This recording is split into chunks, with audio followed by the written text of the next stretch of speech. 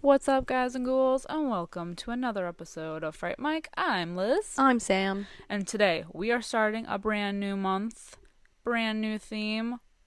Well, it's kind of an older theme for us. It's a theme that we've been doing every year, almost every year since we started our podcast, because we are such fans of this subgenre. It's found footage part 3? 3, I Question think. mark? Part 3 or 4. Or 4. We don't remember if we skipped a year. Yep. But you know what? It doesn't matter because we're coming in hot. We're found coming in footage. with new found footage. Well, not Part new, something. but new to this channel. Yes, yes. And this episode is very exciting. This episode is exciting because I feel like a lot of people have not discovered this movie or talked about this movie before. I know. And we're talking about The Tunnel from 2011. A nice Australian Yeah. found footage. Interesting. Uh-huh. It's like a found footage mockumentary type situation we got And going on here. It's fucking awesome. But I'll save my opinions for the end. Tell us what you really think. Yeah. Oh my god. I'm very excited to talk about the tunnel. I love the tunnel. I think the distribution of the tunnel is so fun. I mean, now it's like, you can buy it. Yeah.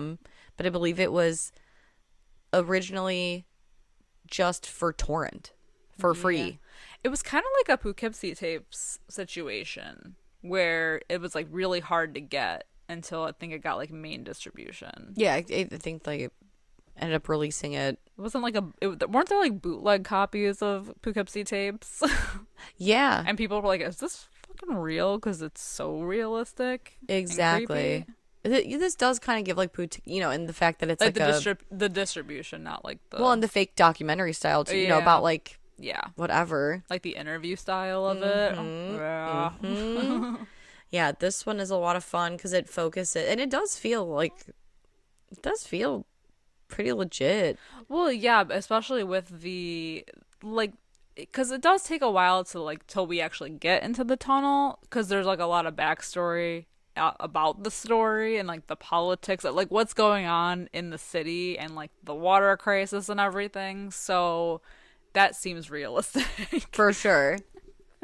Then once we get to the tunnel, it's very like as above, so below, the descent. Like it's a lot of that. Mm-hmm. I love an underground, like abandoned train tunnel thing. Claustrophobic moments. I love it. A labyrinth of sorts. Yes, I fucking love that shit. I eat that shit up. That's why I love As Above, So Below so much. I know. Oh my god. And it's always kind of like this one is based in something that feels very real. Mm-hmm. And like As Above, So Below does have very fantastical elements with like the searching for the Philosopher's Stone and all this, but it's also like, and I know we did a whole episode on it, it's like a real place. They go to all real places, and then they go into the catacombs that are very real and have history. And they say like, oh well, this was used during World War II. Same thing with this. Or like at the air raid, yeah. For air raids, and the same thing with these tunnels. Like, oh, like there's clearly remnants of when this was a World War II, like bomb shelter or like air raid shelter and all this stuff. I'm like, I got such a boner for this stuff. And perhaps the most the most accurate thing about the government hiding something from the population. I know. Like, what do you... We have nothing to hide. Can I ask you about this? Absolutely not. Yeah, no comment. Yeah, no comment. Okay. No comment is such a loud comment. Oh, yeah. You know what I mean? Like, if... Okay. Your silence is screaming. Exactly. It says volumes, man. It does. Well, let's talk about the scores for a second. Yeah, the scores do not reflect. Oh, not on my end. Yeah, they don't reflect our opinion. No, on my end it does. That's Oh. what I'm saying. Like the Rotten Tomato score.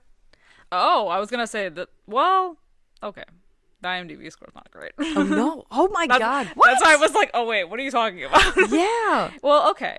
Well, 5.8 out of 10 on IMDb. Diabolical.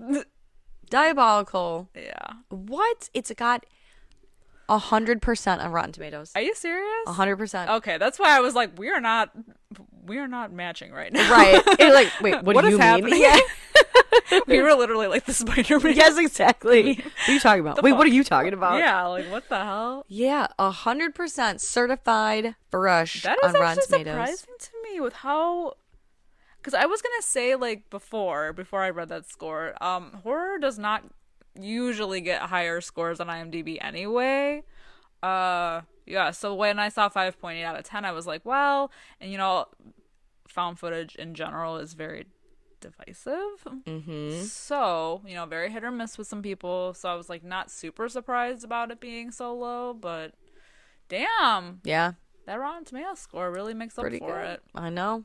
It's because it's a really well done movie, and I think it really rides that line of showing just enough Yeah. without like over showing something, or the opposite of like, I would say like the Cloverfield effect, where people are like, well, what the fuck, like I wanted to see more. This was like just the right amount of stuff and shown in such a believable way. Mm-hmm. That like if I happen to purchase a like torrent, like if I was at a garage sale and someone was like, oh yeah, it's a documentary, and I went home and watched this, I'd be like, why the fuck is no one else talking about this? Like the Yeah. world needs to see this. Yeah. You know? Exactly. Yeah, and the fact that I am going to jump forward just a little bit, so hopefully you listening have seen this. If not, skip ahead 30 seconds. But the fact that there are survivors at the end. Yeah. Again, one of the reasons that I love As Above, So Below so much is Yeah. that it isn't your stereotypical, like at the end the camera drops or there's a car accident or something. Someone gets dragged away. Exactly. It just doesn't fit the stereotypical mold or narrative. Yeah.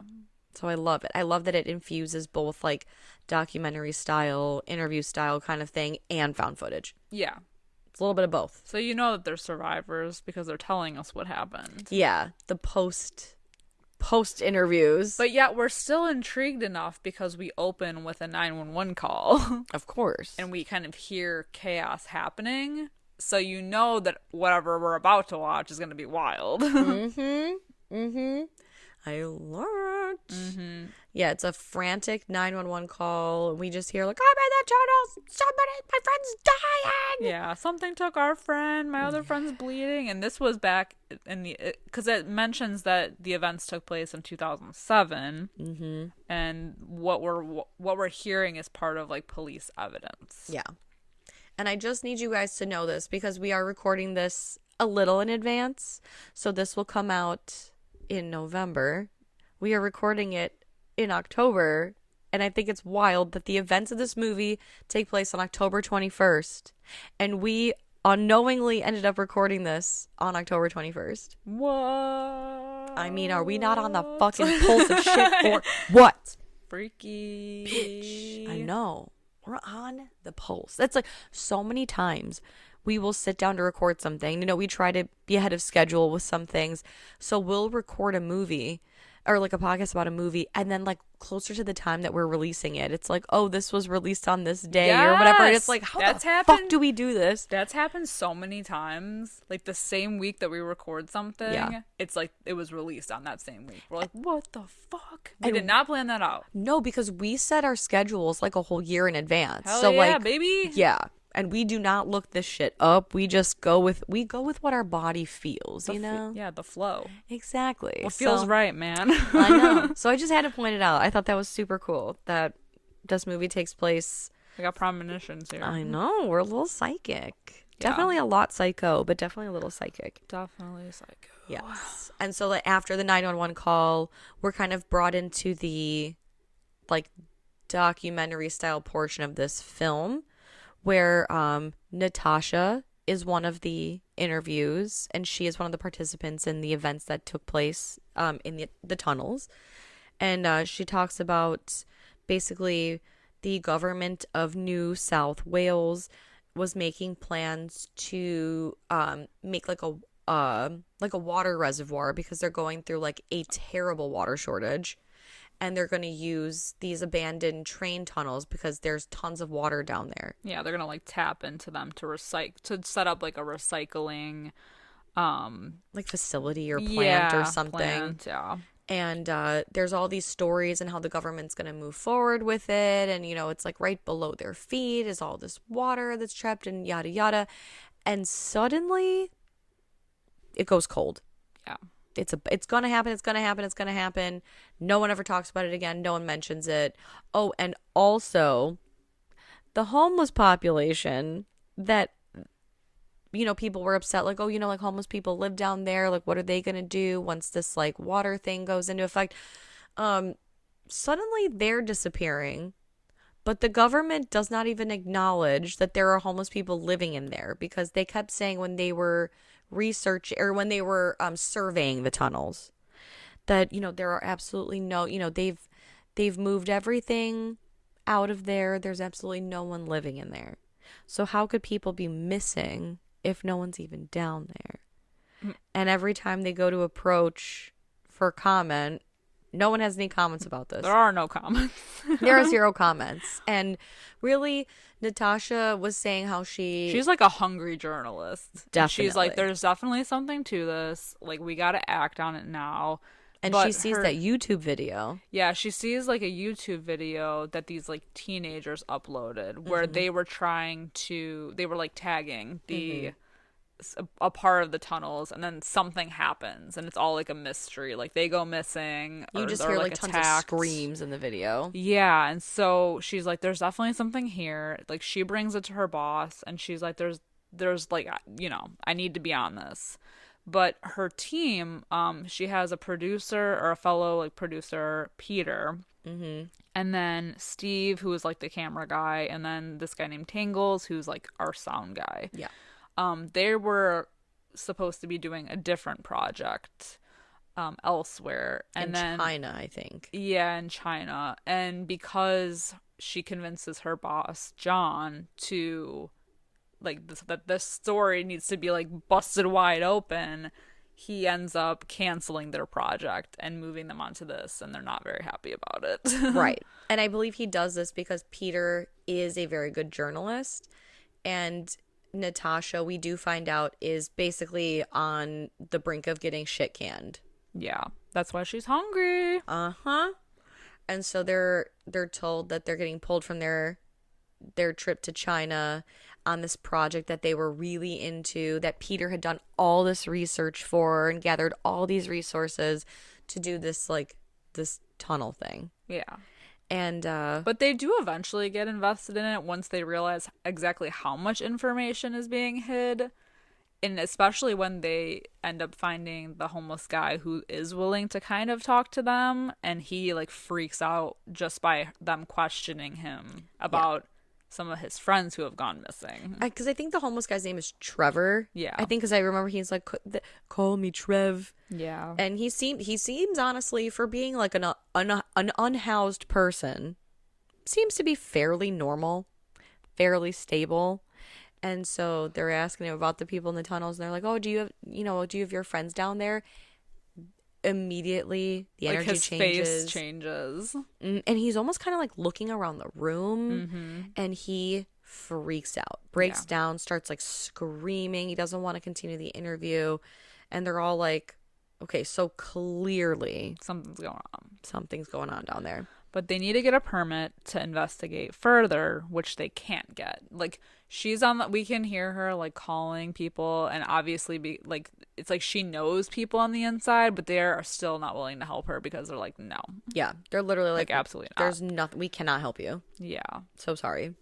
And so Natasha lies to them lies to her crew, and is like, yeah, we're good to go. John said that he'll cover us. We don't have a permit, but he'll cover us. So just to That's all she says. Yep, we'll go ahead and we'll move forward. We're gonna do that tonight. Tonight's the night. There's so many red flags because like immediately like they try to go on like the regular train platform entrance and they get stopped by the guard and she's like, we got to pay him off. And they're like, what the hell do you mean we got to pay him off?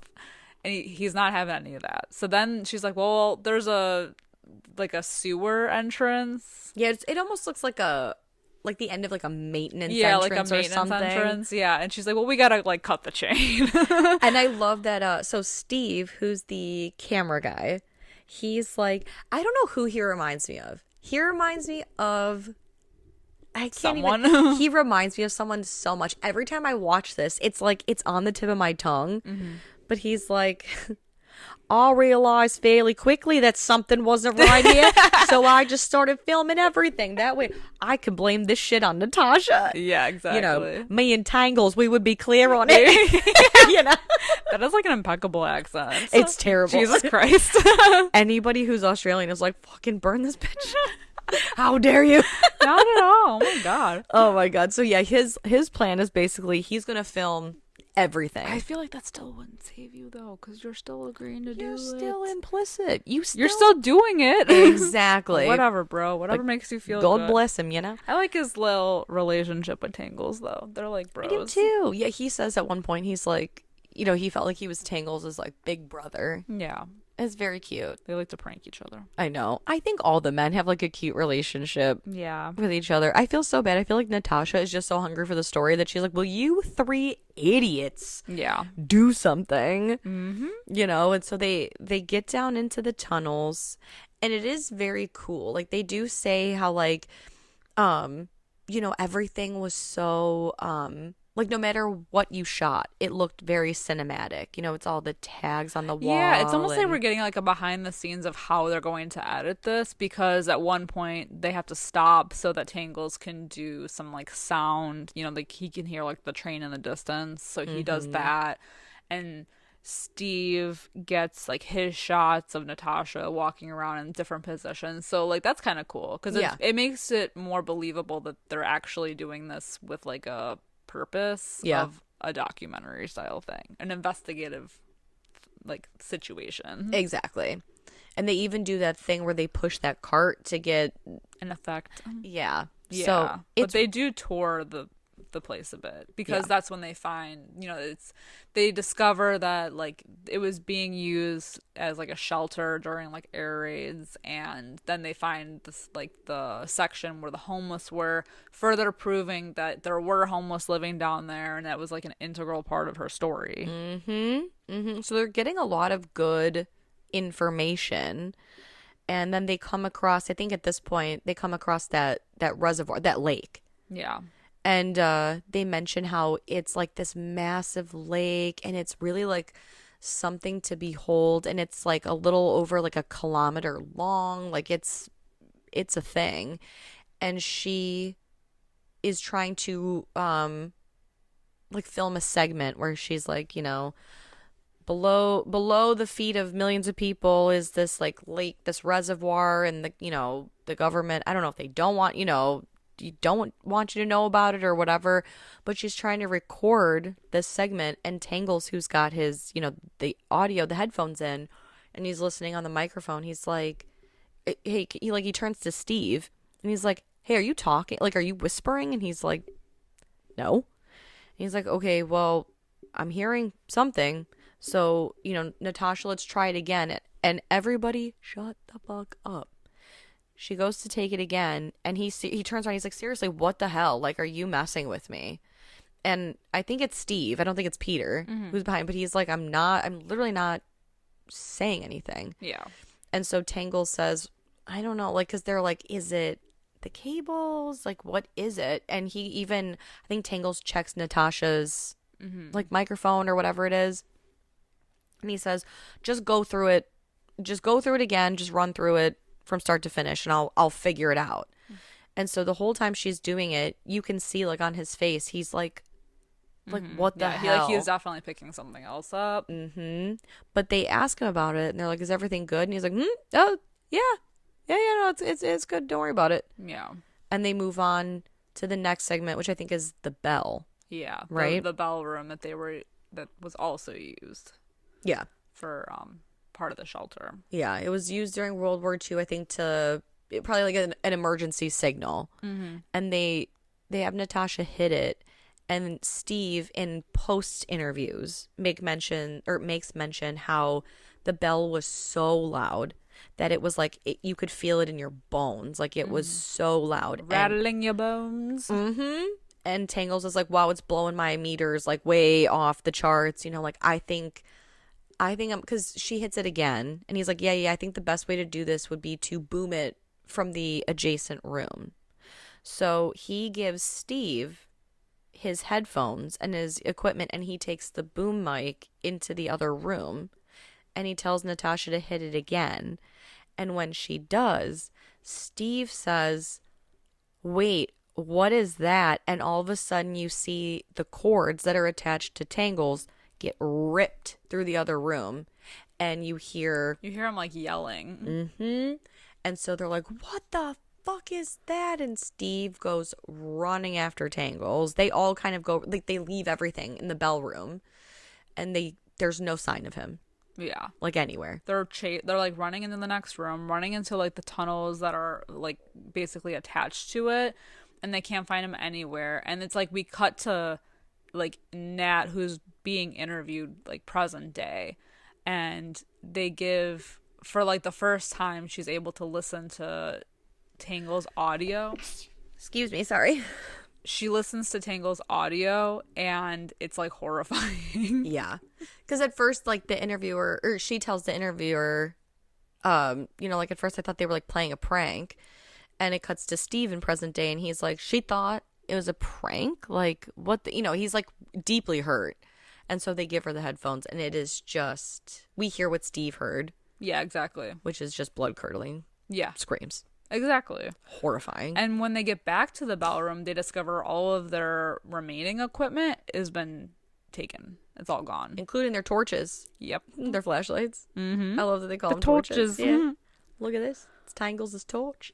Yeah, so there's just like a lot of circling around and around because they're just trying to find him at this point. Yeah. And they hear noises, and they're running from like room to room until they discover this one room that's kind of like sealed off a little bit. They like rip this like fake door off of it. Yeah, it's like sheet metal or something. Yeah, it's just being like propped up there basically. And they get to this room, and there's just like blood all over the walls. And they're like, what the hell? But they find Tangles' torch. Yes, Tangles' torch.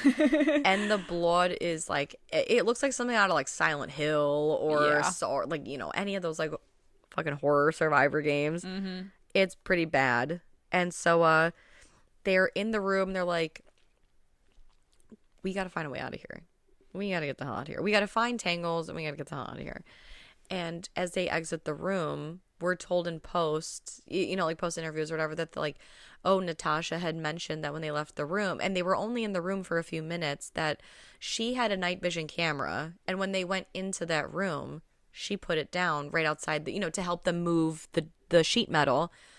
And she said when they left the room, she noticed that the camera had been moved. So when they picked it up, they replayed back the last few minutes just to see if it caught anything. This scene is so creepy. It's so creepy because something slowly picks the camera up, and we see in frame all three of them. All three of them. Yeah, because it's whatever it is filming them, but it looks like it's like in the room with them. Yeah. Like, it's so close to them that you're like, how did you not see whatever the hell this was? I know. Because at some points when it's filming them, it looks like they're looking at it.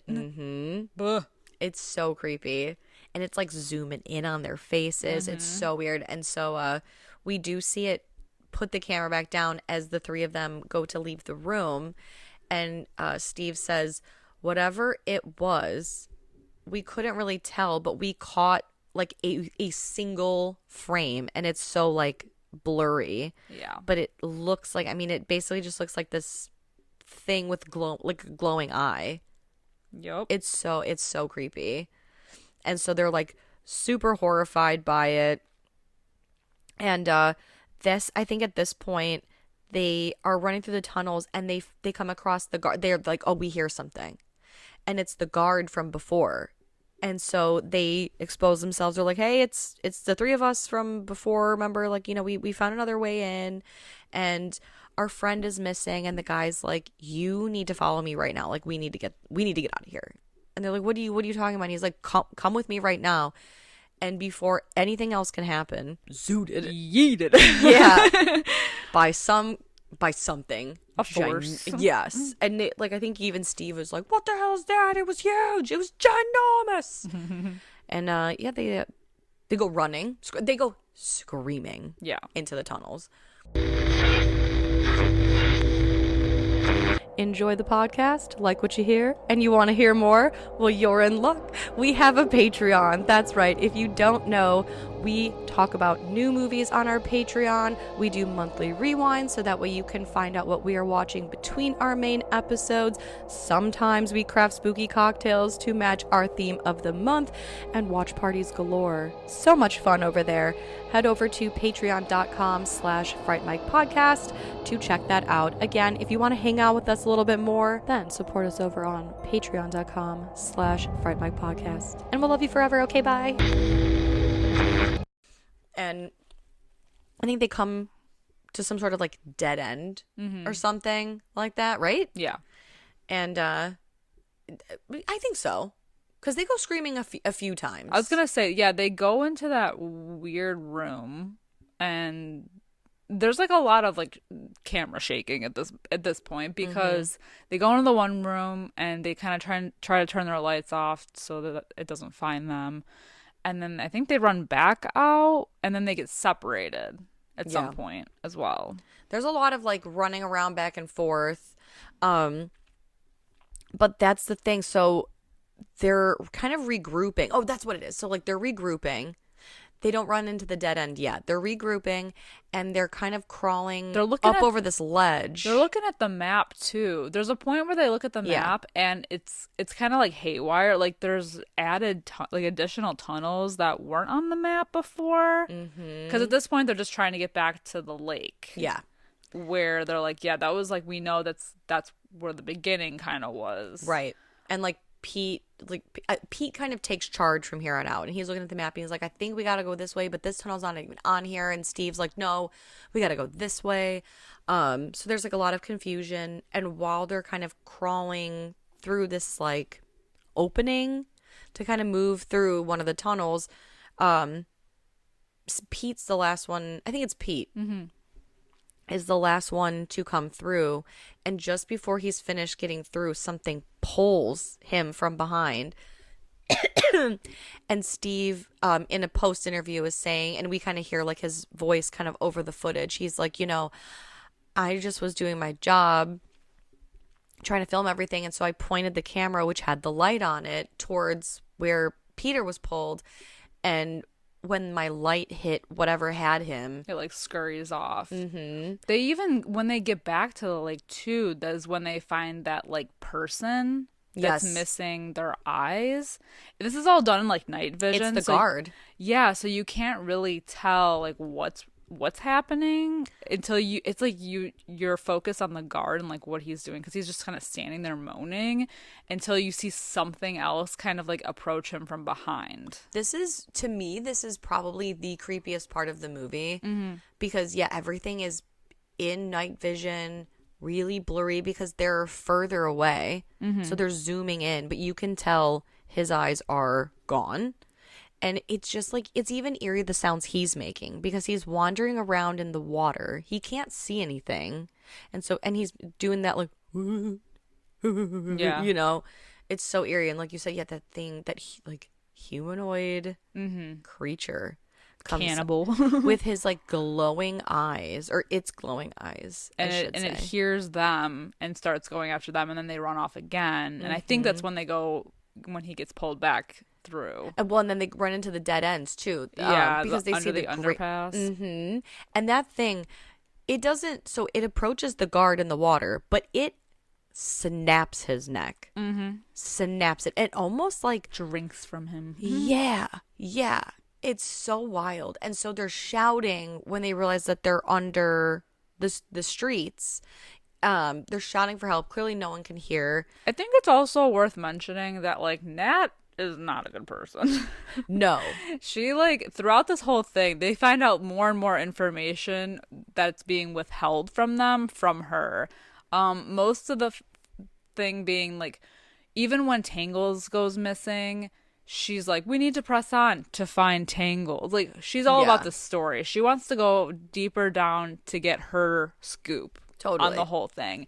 And then they're like, you know, when they're still kind of looking around and they think that they're like getting lost, you know, Pete's like, well, you know, John knows that we're here, and so, you know, he'll know when we don't come back that something's wrong, and he'll send somebody. And then they go and find out that John was never told they were going. Yeah. So nobody knows that they're there. I love that. Yeah, John will come looking for us. He knows we're here. Right, Nat? He knows we're here? Right? Nat?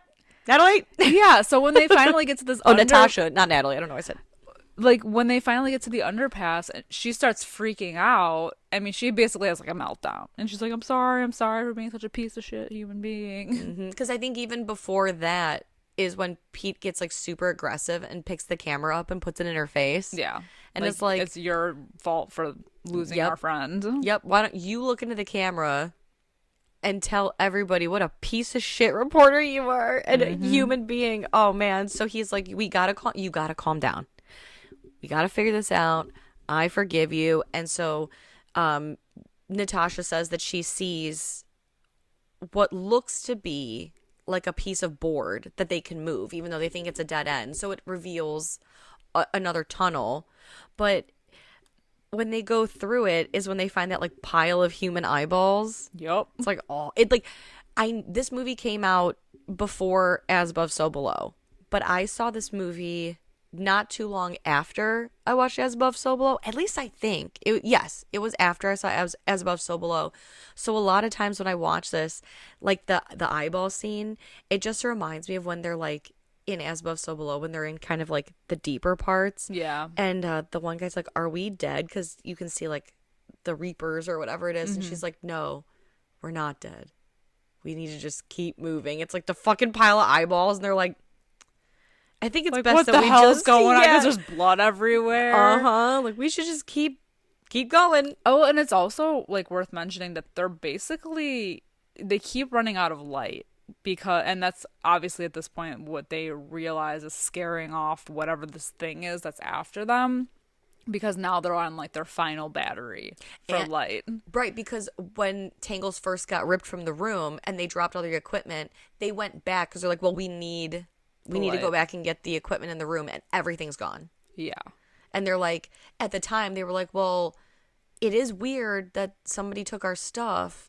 Tangles could have done it, but there's no way plausibly that Tangles could have done all this by himself without being seen. Exactly. Yeah. So that's what they're on their, like you said, their last battery, which is all the light that they have. Which is like, the one thing about this movie is crazy to me is, so like they're like, we have, you know, because they have a giant camera, like the main camera that Steve was holding that has a light on it. Then Nat has that night vision camera. And then they have like several flashlights. And I feel like they use them all at once. And I feel like if they're trying to save light, that they should probably like not do that. Right. That's like the one thing I was like... I know, when it's conserve your battery, man. Like, maybe only use the main camera light, and until that goes down, then use the flashlight. You know what I mean? Like, 100%. I get they were like freaked out, and she wanted like all eyes everywhere, but it was like, oh, because then they're like really on crunch time. I know. Because so much of the end of this movie is them basically in the dark anyway. Right, because like at this point, so we're really kind of towards the end of the movie here, and basically. They're in that weird tunnel with the eyeballs, and the battery, like the light starts to flicker, and Steve's like, hold on, I gotta change the battery, and he's trying to do it quickly because they need the light, and he gets it up, and within like 0.3 seconds of the light coming back on, something rips rips into the room, knocks Peter over. Natasha grabs the night vision camera and runs screaming. She does end up back at the lake, but we see through her, like, because she's got the night vision camera. Yeah. And at this point, we don't know what has happened to Pete and Steve.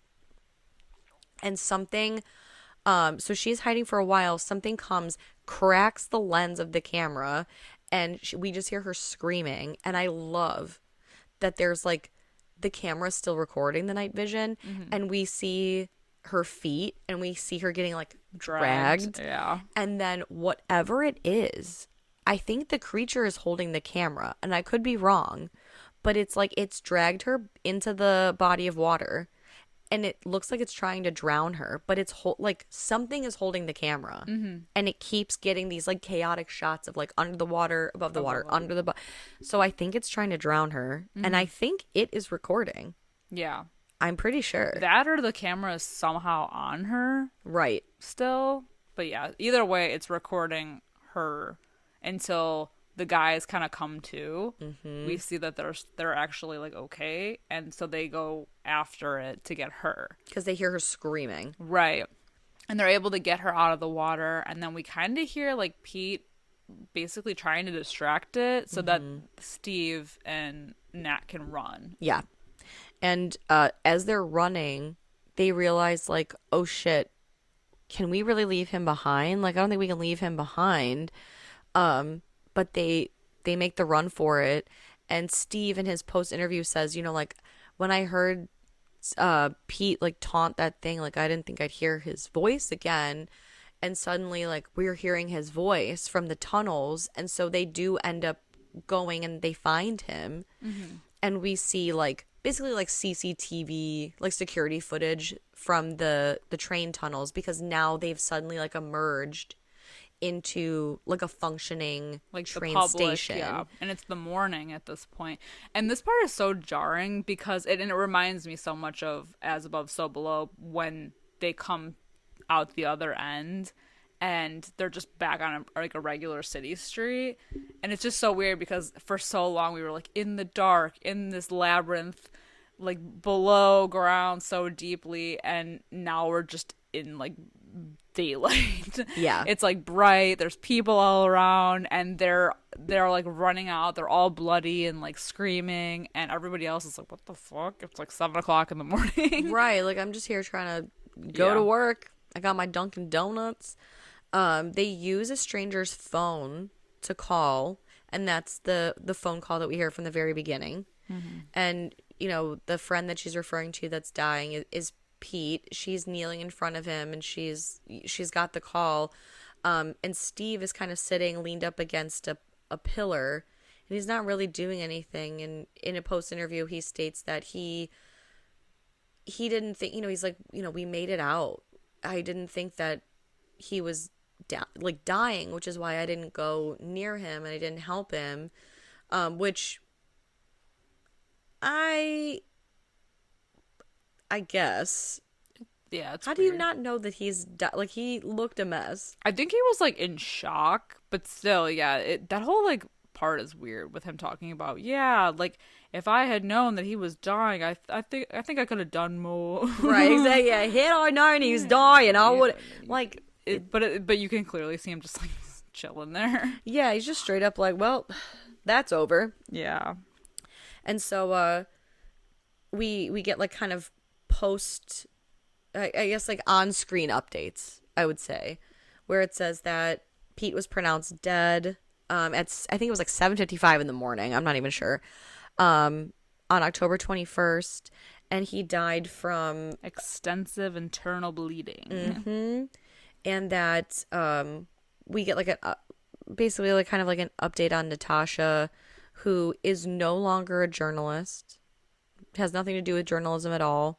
Steve, however, is still a cameraman. So there's that. And it says that the search for Tangles is still open and not necessarily ongoing, but like unsolved, and his family still is searching for answers. And there was an investigation briefly about the findings in the tunnels that was closed due to, what does it say? Contradictory evidence. And nobody wants to interview. Nope. And that's the end of the tunnel. The tunnel. So it's a bit of a mystery. Yeah. Well, we know what happened. Yeah. Kind of.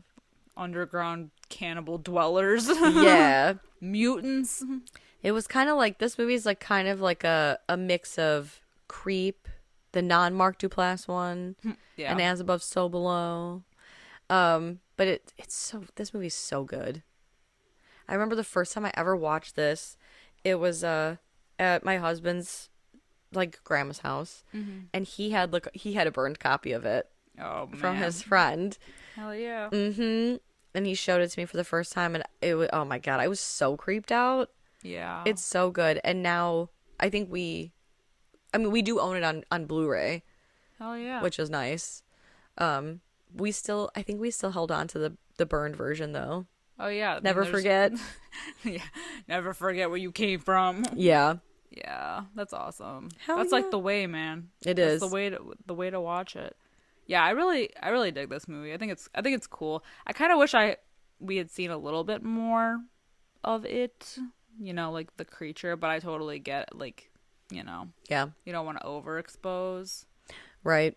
I think because I had watched As Above, So Below before this, and so I was used to seeing a lot of weird shit happening at once, that going from, like, that to something like this where you don't see a lot is very, like, you're like, well, where's the rest of it? It's kind of like, but this actually, in addition to As Above, So Below, and, like, Creep, like we were talking about, it does also kind of remind me of the original Blair Witch Project, because we aren't shown a lot, but Sure. yet it's still kind of disorienting. Yeah. So in that way, it does remind me of the original.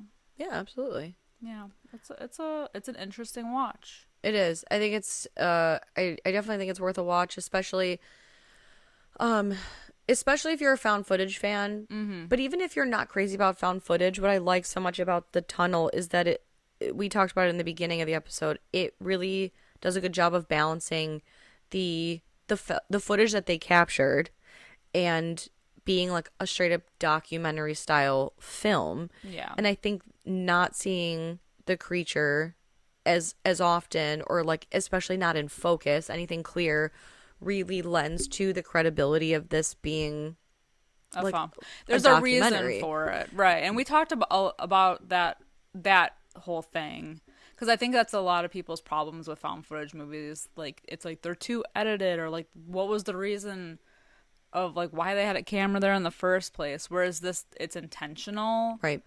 Like they meant to have it be kind of polished, because we see like the behind the scenes of them setting this up to be what it is, and then what it turns out to be, and how how it ends up. Exactly. Basically. So yeah, so it's interesting in that way, For the sure. way that they're able to make it what it is. Totally. But yeah, it's a good one. What's your rating? I was just going to ask you that. Oh. I am going to give this movie a 5 out of 5 because I love this movie. I personally wouldn't change a thing. I have watched it over and over again, and that scene with the man in the water still creeps me out. It is creepy. So that's my score. How about you? I'm gonna give it a 4.5 out of 5. Fair score. Yeah, I like the mystery of it, but I just want like a little, Yeah. one other scene, a little taste. just a little bit more. I know. Well, that's why when I saw the Rotten Tomatoes score, I was like, simpatico, man. You Hell and I, yeah. we get each other. I know, but I don't know. The people on IMDb do not agree with us. IMDb, what a bunch of chodes. Damn. No, I'm just kidding. Have your opinions. They're all valid. Yeah. Well, it is what it is. Yeah. Yeah. You're allowed to have an opinion. How about that? Yeah. Yeah. It's just not always right. Yeah. Yeah. Whatever. I mean, ours aren't. That's for sure. True. And also, The Tunnel is still available for free. So it is streaming currently on AMC Plus. If you have that subscription or a Shudder subscription, it is streaming for free on Tubi. It also is still available for free on YouTube as well. Hell yeah. So for those of you who haven't seen The Tunnel, I'm hearing a lot of free. exactly, you have no excuse to not watch it. Go check it out. Yeah, for sure. Yeah, because even though we just explained and talked about, spoiling everything, it's still like visually jarring. Definitely. So definitely check it out for like the creep factor alone. And of course, if you have seen the movie, let us know what you think about it. Hit us up in our Discord at Fright Mic Podcast. Follow us on all social media platforms. We're on everything. And if you have a few minutes after the show, we would really appreciate it if you could give us a 5-star rating, a review, wherever you are listening. And we really appreciate it. Until next time, I'm Liz. I'm Sam. Rest in peace.